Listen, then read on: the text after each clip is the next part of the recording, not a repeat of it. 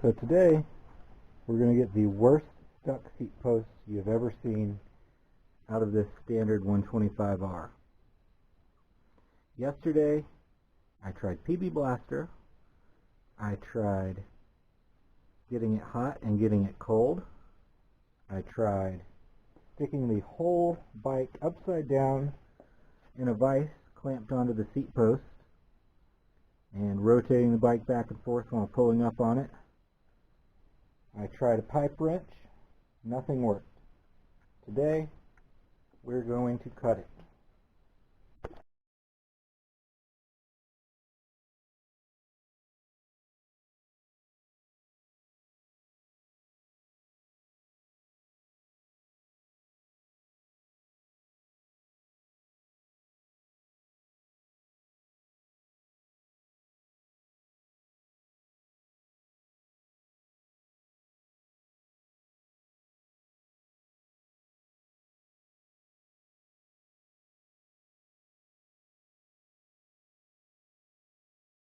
Well, about 10 minutes later, we sandwiched it, helped get it out, busted a knuckle. There's the remnants from yesterday. The whole thing is out.